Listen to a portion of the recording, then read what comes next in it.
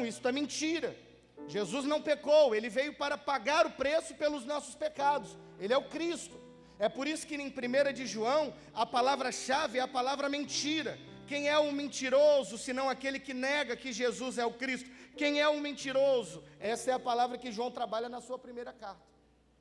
Na segunda carta, havia uma heresia que estava tentando assolar a igreja, que negava a existência de um corpo físico e material a Jesus. Era como se Jesus fosse um espírito, como se Jesus, ele aparecesse de vez em quando, que ele não tivesse vindo de fato habitado em um corpo físico.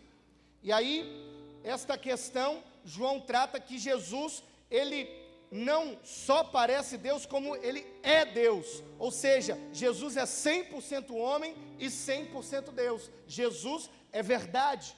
Por isso que a palavra que João trabalha, a palavra-chave, na segunda carta, é a palavra verdade. Quando ele vai dizer que o cristão verdadeiro que ama Cristo, que entregou a sua vida a Cristo, ele conhece a verdade, ele anda na verdade e ele permanece na verdade. E agora chegamos à terceira carta do apóstolo João, quando novamente ele vai tratar mais um problema que a igreja estava enfrentando. Sim, porque havia um homem, um cidadão romano chamado Cerinto, era um dos líderes que pregava heresias naquele tempo, e ele ensinava que o crente poderia fazer o que ele bem entender, basta ter dito sim para Jesus, e ele poderia fazer o que ele bem entender com o seu corpo, sem necessidade de arrependimento, sem necessidade de confissão de pecados, sem necessidade de conversão. Por isso a palavra-chave da terceira carta de João é testemunho, porque João vai falar que acerca de todos aqueles que são regenerados, aqueles que nasceram de novo, eles pregam com a sua vida, eles possuem um bom testemunho, e este testemunho, ele é exalado ao mundo. Então nós vamos extrair princípios desta terceira carta do apóstolo João. Vamos fazer a leitura a partir do verso 1. A Márcia está de volta, louvado seja Deus, passou por uma cirurgia, Deus continue abençoando. Não é a mesma coisa, que a Márcia sempre está presente em todos os cultos, aí quando a gente não vê, a gente sente falta, mas graças a Deus, está aí, está de volta, em nome de Jesus. Achou aí, querido? Vamos ler? Só acompanha aqui em cima o último caso, faça questão de ler na sua Bíblia, a depender da sua versão. O presbítero ao amado Gaio, a quem eu amo na verdade. Amado, peço a Deus que tudo corra bem com você, e que esteja com boa saúde, assim como vai bem a sua alma. Pois fiquei muito alegre quando os irmãos vieram e deram testemunho de que você é fiel à verdade, e vive de acordo com a verdade. Não tenho maior alegria do que esta, de ouvir que os meus filhos vivem de acordo com a verdade. Amado, você tem sido fiel no que faz pelos irmãos, mesmo quando são estrangeiros. Eles deram testemunho diante da igreja do amor que você tem. Você fará bem encaminhando-os em sua jornada de um modo que agrada a Deus. Pois, por causa do nome que eles saíram, sem receber nada dos gentios. Verso 8, portanto, devemos acolher estes irmãos, para que nos tornemos cooperadores com eles na proclamação da verdade. Escrevi algumas palavras à igreja, mas Diótrefes, que gosta de exercer a primazia entre eles, não nos dá acolhida. Por isso, quando eu for aí, farei com que ele se lembre das obras que ele pratica, proferindo contra nós palavras caluniosas. E não satisfeito com isso, ele não recebe os irmãos, impede os que querem recebê-los e os expulsa da igreja. Amado, não imite o que é mal, e sim o que é bom. Quem pratica o bem, procede de Deus. Quem pratica o mal, jamais viu a Deus. Quanto a Demétrio, todos dão bom testemunho dele, até a própria verdade. E nós também damos testemunho, e você sabe que o nosso testemunho é verdadeiro. Muitas coisas tinha para ele escrever, mas não quis fazê-lo com tinta e pena, pois espero vê-lo em breve. Então conversaremos pessoalmente. A paz esteja com você. Os amigos mandam saudações. Dê saudações aos amigos, um por um. Queridos irmãos em Cristo, que estiveram naquela igreja, eles agora se encontram novamente com o apóstolo João. E eles dão testemunho de quem era Gaio, de como foi a recebida, a acolhida naquela igreja. Mas eles se lembram também que havia ali um crente, havia ali uma espécie de alguém que se denominava crente, chamado Diótrefes, que era completamente contrário ao que Gaio estava fazendo, e ele era um líder, ele era alguém que estava no meio da igreja.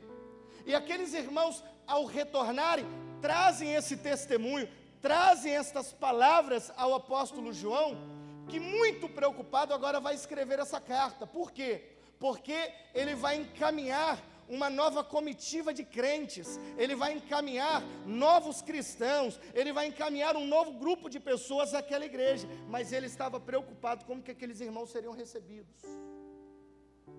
Pessoas que estavam fugindo da perseguição, pessoas que precisavam ser acolhidos em uma igreja, pessoas que eram novos na fé e estavam chegando agora na igreja.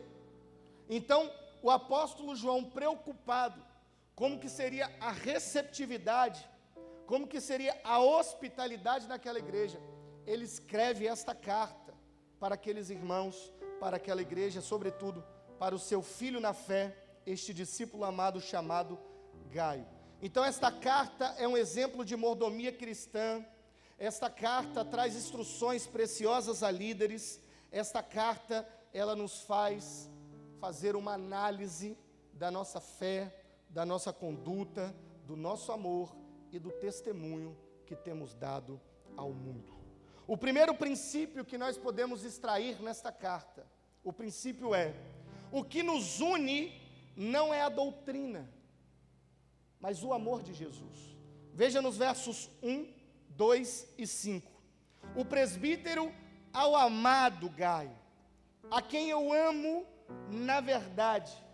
O que une este amor, o que une João e este discípulo amado, não é a doutrina da igreja.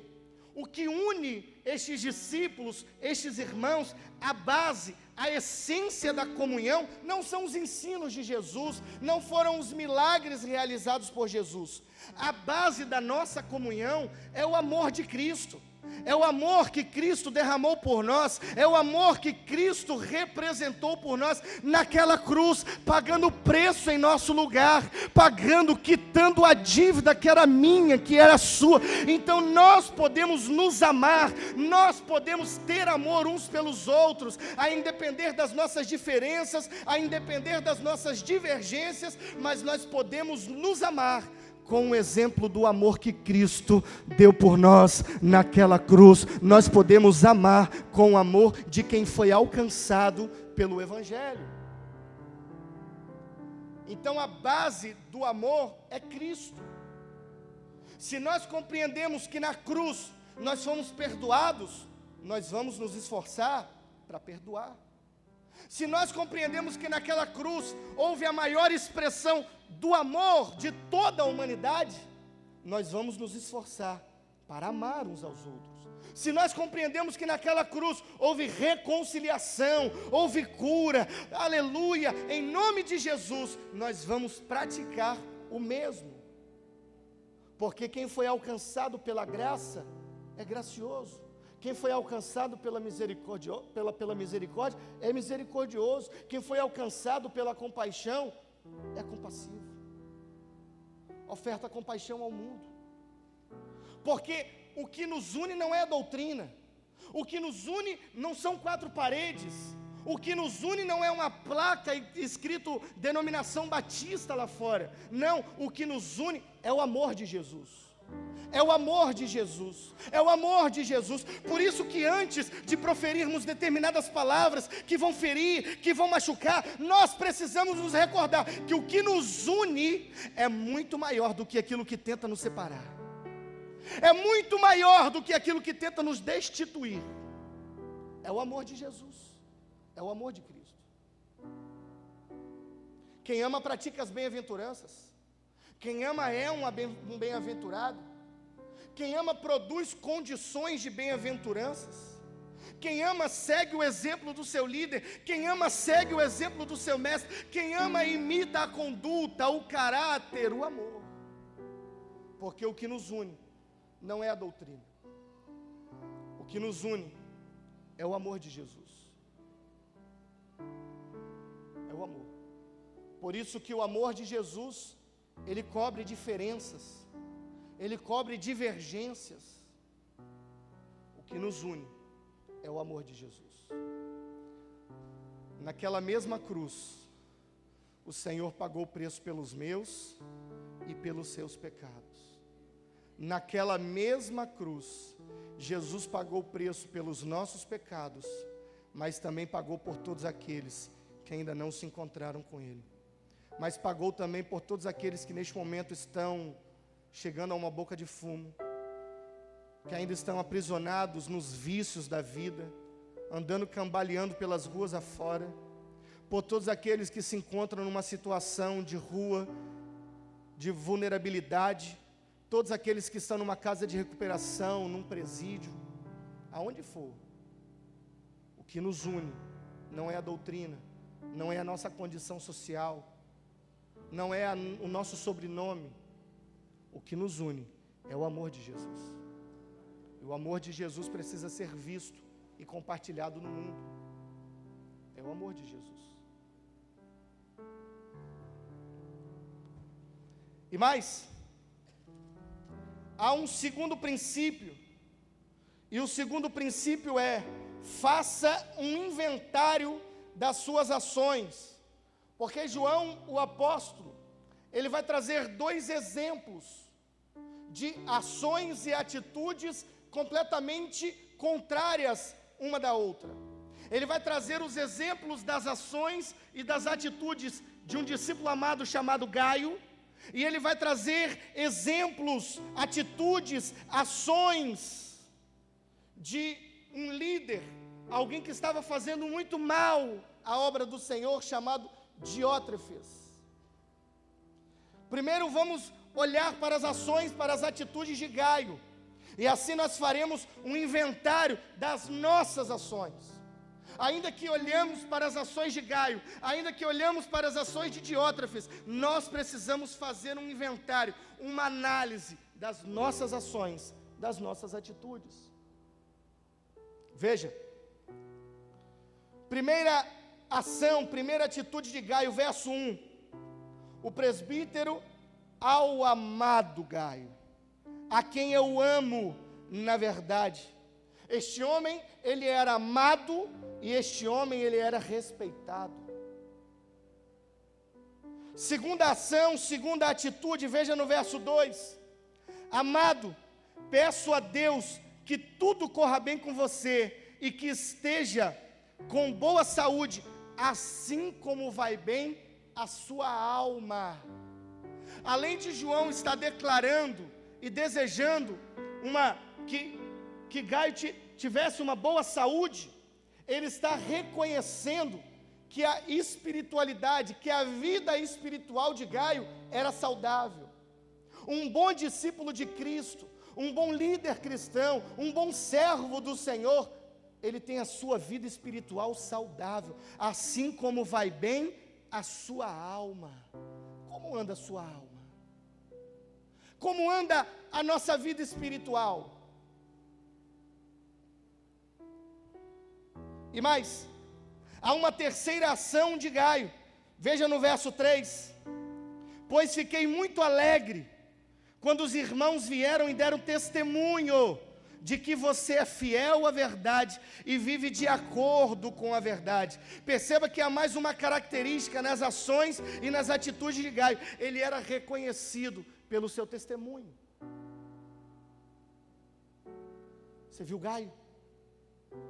As pessoas que voltaram daquela igreja foram até o apóstolo João e trouxeram essas informações. E Gaio era um discípulo, era um filho espiritual de João. Ele disse: olha, eles alegraram o meu coração e eles deram testemunho de que você é fiel à verdade e vive de acordo com a verdade. Eles disseram: olha, João, Gaio, ele é um homem que honra a Deus, ele é um homem temente a Deus, ele ama as pessoas, ele é reconhecido pelo seu testemunho de vida.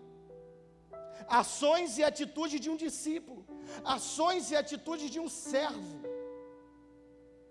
Faça um inventário das suas ações. E mais, veja no verso 3, na parte B: fiquei muito alegre quando os irmãos vieram e deram testemunho de que você é fiel. Ou seja, ele é fiel e ele anda de acordo com a verdade. Quinto, verso 8: portanto, devemos acolher estes irmãos, para que nos tornemos cooperadores com eles na proclamação da verdade. Quando João, o apóstolo, ele vai dar esta missão para Gaio, ele estava reconhecendo que este discípulo, que este filho na fé, que este grande homem de Deus, ele era um servo que praticava a acolhida dos irmãos e a hospitalidade. A palavra aqui no original é a palavra filoxenia, é você demonstrar amor mesmo para quem você não conhece, é você demonstrar que ama mesmo quando não tem o mesmo sobrenome, mesmo quando não é da mesma comunidade de fé, é você demonstrar amor mesmo sendo um estrangeiro. Lamentavelmente, a palavra que nós mais ouvimos nos dias de hoje é a palavra xenofobia. São as pessoas que são completamente avessas à filoxenia. Elas não demonstram amor, mas elas são indiferentes e até odeiam as pessoas que são diferentes do seu meio de convívio, da sua comunidade de fé, que são estrangeiros, que não fazem parte da sua classe social, que não fazem parte do seu meio cultural, que não têm os mesmos gostos, que nós mais vemos e ouvimos no mundo de hoje. É a palavra xenofobia. Mas João está reconhecendo que este discípulo amado, ele era um servo, ele dava acolhida para as pessoas, ele era hospitaleiro, ele recebia não só na igreja, ele recebia na sua casa.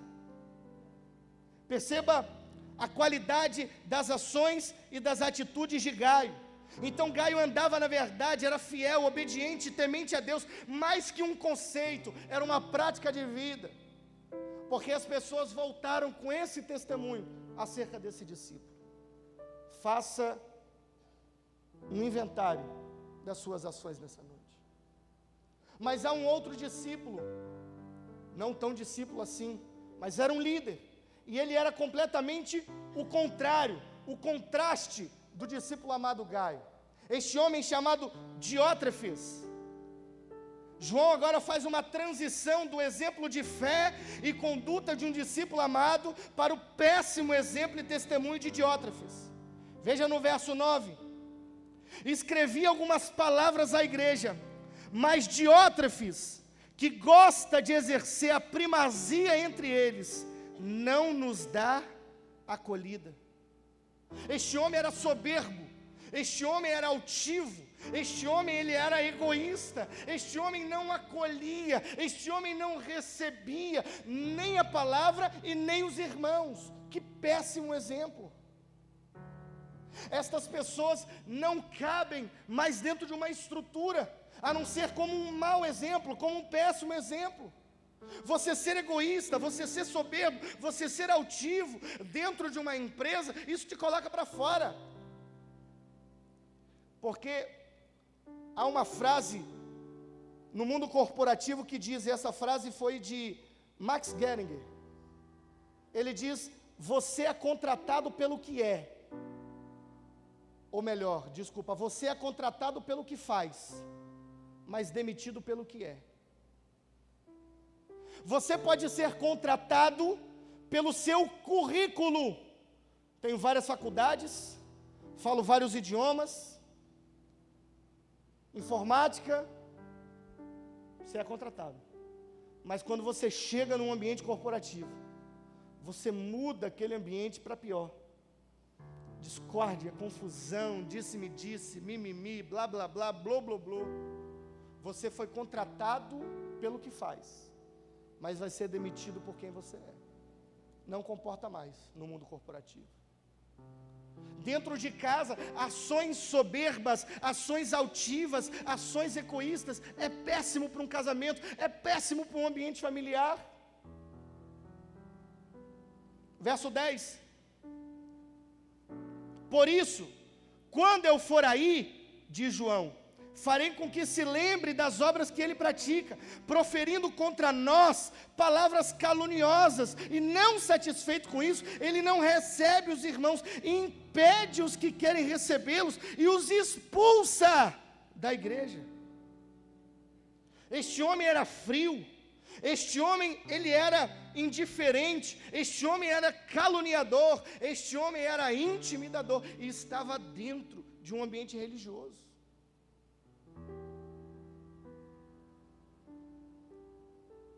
E as pessoas foram lá, foram expulsas e retornaram agora trazendo péssimo testemunho para João. Você consegue imaginar as igrejas sofrendo perseguições? Os crentes, os cristãos procurando uma acolhida, procurando uma igreja bíblica para congregar, as heresias querendo assolar as igrejas, a mentira querendo assolar a vida dos crentes. Aí, ao invés dos novos na fé serem recebidos, eles estavam sendo expulsos da igreja. Eles não tinham acolhida, porque havia lá um homem autoritário, havia lá um homem que era indiferente, frio e intimidador. E mais, ele não acolhe as pessoas, ele não é hospitaleiro. E ainda no verso 10, com palavras caluniosas, ele, ao invés de curar, ao invés de abençoar, ele machucava as pessoas. Olha, eu não sei se você conhece alguém, mas é péssimo conviver com alguém que na maioria das vezes as suas palavras mais ferem do que curam, mais machucam e maltratam do que abençoam. É péssimo. É péssimo você conviver com uma pessoa que não faz um inventário das suas ações, das suas atitudes. Ela não se olha no espelho e diz: eu preciso melhorar. Quem eu estou sendo como filho? Como eu estou sendo como marido? Como eu estou sendo como esposa? Como eu estou sendo como servo, como discípulo, como pastor, como pai, como mãe? Como eu estou sendo? Qual o meu exemplo dentro desta casa, dentro desta empresa? Como será que as pessoas estão me vendo? Como alguém que fere, como alguém que machuca, ou como alguém que apazigua, como alguém que abençoa? Porque através de ações e atitudes, nós podemos tanto abençoar, como amaldiçoar. Nós podemos tanto curar, como ferir. Quantas pessoas feridas, e não por fora, mas feridas na alma, machucadas, angustiadas, porque há tempo vem tido um relacionamento com palavras difíceis de serem digeridas, com palavras caluniosas, com palavras que ferem, com palavras que machucam. É preciso fazer um inventário das suas ações, das suas atitudes. Como nós temos sido. Se nós temos tido o exemplo de Gaio, um discípulo amado, ou se nós temos tido o exemplo de Diótrefes, um homem que não se permite ser moldado, ser discipulado, que não recebe, mas afasta as pessoas. Aquele tipo de pessoa que você fala, vai ter um evento, vai ser aonde? Vai ser lá. Lá eu vou, a pessoa fala com sorriso, porque tem prazer. Chega lá, tem boa conversa, tem boa companhia. Chega lá, tem bons assuntos. Chega lá, tem acolhida, tem hospitalidade. Agora, do contrário, aonde que vai ser? Vai ser lá, vai ser fulano. Ah, meu Deus do céu. Deixa eu preparar o meu psicológico, sem cutucar o outro aí do lado, hein? Deixa eu preparar o meu emocional, porque eu sei que hoje ele vai voltar abalado. É muito ruim você conviver com pessoas que você tem que ficar o tempo todo pisando em ovos para falar com ela. Eu não posso falar isso com fulano porque ele é cheio de não me toque. Eu não posso falar isso com ciclano porque ele vai ficar todo ofendidinho. É cheio de mimimi, é muito blá blá blá. E pouca ação do Espírito Santo na vida.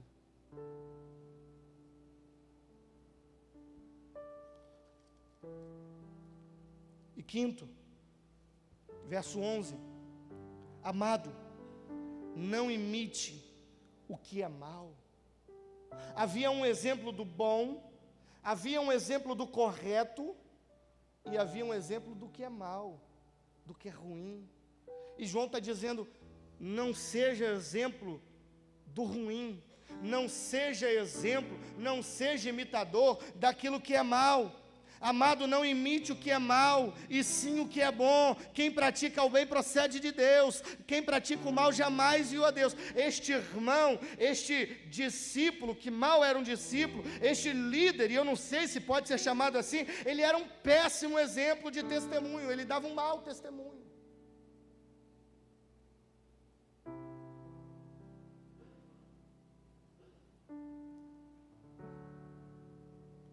Faça um inventário das suas ações. Mas há um terceiro princípio, ele é o último. Verso 11 novamente, amado, não imite o que é mal, e sim o que é bom. Quem pratica o bem, procede de Deus. Quem pratica o mal, jamais viu a Deus. E o terceiro princípio é, sejamos exemplares. Sejamos um exemplo, no amor à verdade e no amor às pessoas. O que significa isso, pastor? É ser um exemplo naquilo que a gente crê e ser um exemplo naquilo que a gente faz. Que na nossa vida não tenha uma distinção entre aquilo que a gente crê para aquilo que a gente faz. Porque não basta crer, é preciso colocar em prática. Então não basta ser um exemplo conhecendo a Bíblia de capa a capa. Não basta ser um exemplo sendo um líder dentro de uma denominação cristã. Não basta ser um exemplo tendo uma patente. Não basta ser um exemplo daquela porta para dentro. Nós precisamos ser um exemplo na nossa vida lá fora, na nossa prática, na nossa conduta.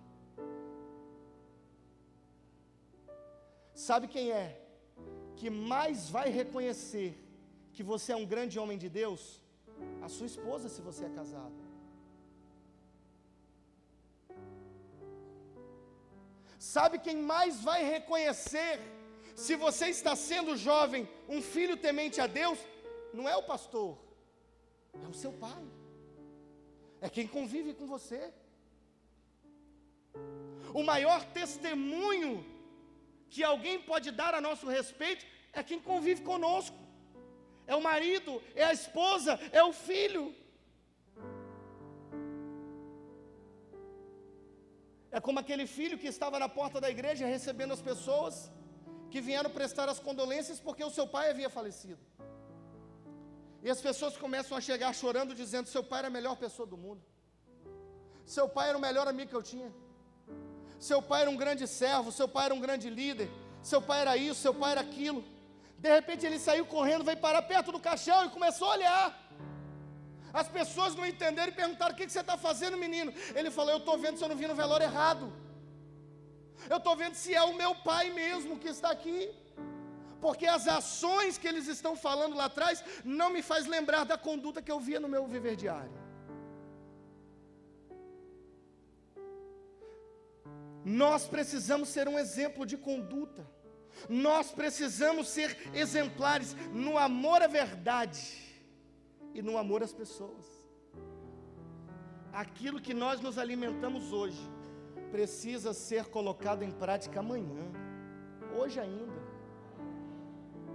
porque daqui a pouco você volta para casa, daqui a pouco você vai para o seu trabalho, você vai tomar seu ônibus, você vai pegar sua condução, você vai chegar naquela reunião, você vai lidar com aquele empresário, você vai lidar com aquele chefe, você vai lidar com aquele líder, você vai lidar nessa situação, nessa crise, você vai olhar para aqueles boletos, você vai olhar para aquela situação, Você vai receber aquela mensagem, aquele e-mail. É a vida que borbulha. E é aqui que nós precisamos ser exemplares no amor à verdade e no amor às pessoas.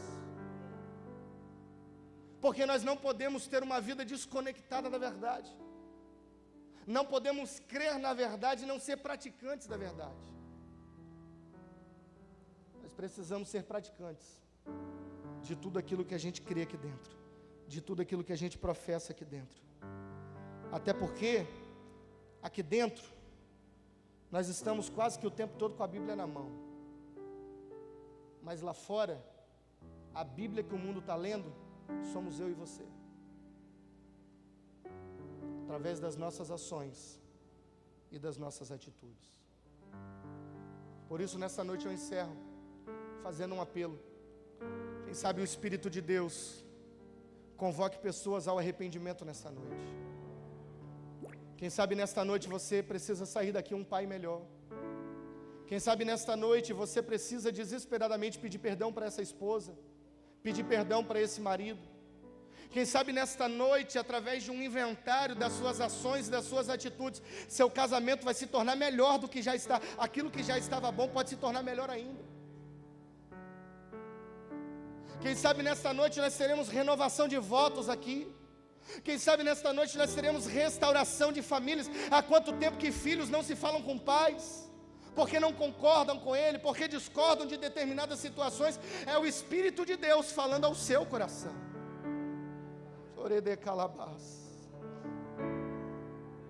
Relacionamentos rompidos. Permita o Espírito de Deus trabalhar nesta noite.